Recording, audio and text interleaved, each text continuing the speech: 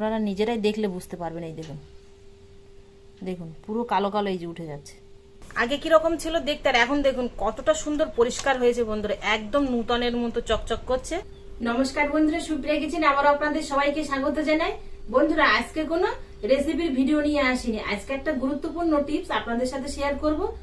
আর এই টিপসটা কিন্তু আমাদের প্রত্যেকেরই বাড়িতে কাজে লাগবে। তো আপনারা ভিডিওটা স্কিপ না করে প্রথমের থেকে শেষ পর্যন্ত দেখবেন, আশা করছি আপনাদের ভীষণ ভালো লাগবে। আমাদের প্রত্যেকের বাড়িতেই কিন্তু এরকম চাটু বা তাওয়া থাকে, এতে আমরা রুটি সেঁকি বা মাছ ভাজি বা বিভিন্ন রকম রান্নাও করা যায়। তো কিছুদিন রান্না করার পরে দেখবেন চাটুগুলো ঠিক এরকম কালো হয়ে যায়। তো খুব সহজেই সামান্য কিছু উপকরণ দিয়ে কিভাবে একদম নতুন অবস্থায় যেরকম কিনেছিলেন সেরকম পরিষ্কার চকচকে করতে পারবেন, সেই পদ্ধতিটাই আজকে আপনাদের সাথে শেয়ার করব। আর চাটুটা দেখুন পুরো একদম এরকম কালো হয়ে গেছে, আর উপরে একটা স্পট পড়েছে। চাটুটা পরিষ্কার করতে গেলে প্রথমে আগে চাটুটা গরম করে নিতে হবে। হিটারটা আগে থেকে ধরিয়ে রেখেছিলাম, গরম হয়ে গেছে, এবার বসিয়ে দেবো। একদম খুব ভালো করে হিট করে নিতে হবে, যেন এরকম ধোঁয়া ছাড়ে উপর দিয়ে। মতো গরম হয়ে গেছে, এবার এর মধ্যে আমি দিয়ে দেবো জল।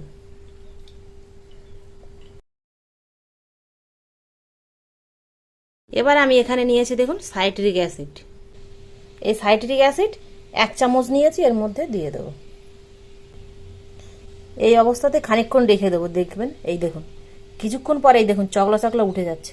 দেখুন আপনারা নিজেরাই দেখলে বুঝতে পারবেন। এই দেখুন, দেখুন পুরো কালো কালো এই যে উঠে যাচ্ছে। এবার আমি একটা বড় জায়গা নিয়েছি, এর উপরে আমি চাটুটা বসিয়ে দিলাম। যদি জল পড়ে ছিটকে তাহলে নিচে যাবে, জলটা আর বাইরে পড়বে না, নোংরা হবে না। এবার কসবাইট দিয়ে এইভাবে ডলবো। আর এখানে আমি যে রেগুলার ভীম সাবান দিয়ে বাসন মাজি, সেই ভীম সাবান কিছুটা নিয়ে নেব।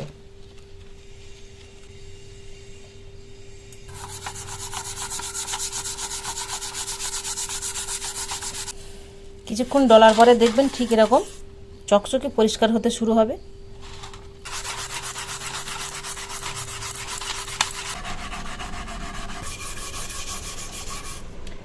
আগে কিরকম ছিল দেখতে, আর এখন দেখুন কতটা সুন্দর পরিষ্কার হয়েছে বন্ধুরা, একদম নূতনের মতো চকচক করছে। আর জলের কালারটা দেখুন, খালি ওপরে আর নিচে দেখুন এতটা ময়লা ছিল এই তাওয়াটার মধ্যে। এবার পরিষ্কার জল দিয়ে 2-3 বার ধুয়ে নেব। আর আমার হাতটার অবস্থা দেখুন কি হয়ে গেছে। আর দেখুন পুরো একদম নূতনের মতো চকচক করছে। আপনারা ভাবতে পারবেন না বন্ধুরা যে মাত্র 10 মিনিটে পুরাতন তাওয়া এরকম নূতনের মতো চকচকে করা যায়। দেখুন আগে কেমন ছিল আর এখন কেমন হয়েছে, আপনারা নিজেরাই দেখুন। আর মাত্র 3টে উপকরণ দিয়ে, এক হচ্ছে ওই স্টিলের কসবাইট, আর এক বাসন মাজা ভীম সাবান আর সাইট্রিক অ্যাসিড, এই 3টে উপকরণ দিয়ে কিন্তু এরকম আপনারা চকচকে করে নিতে পারবেন বাড়িতেও খুব সহজে। পদ্ধতিটা কেমন লাগলো অবশ্যই আপনারা কমেন্টে জানাবেন পরিষ্কার করার পরে। আর প্লিজ বন্ধুরা, ভালো লাগলে লাইক করতে ভুল করবেন না, আর আপনাদের বন্ধুদের কাছে শেয়ার করবেন, কারণ ওনারাও এই একইভাবে খুব সহজে পরিষ্কার করে নিতে পারবেন। আর পরিষ্কার জিনিস সবসময় কিন্তু দেখতে সুন্দর লাগে। আবারও দেখা হবে আপনাদের সাথে পরবর্তী নতুন কোনো ভিডিওতে। ততক্ষণ আপনারা সবাই ভালো থাকবেন আর সুস্থ থাকবেন।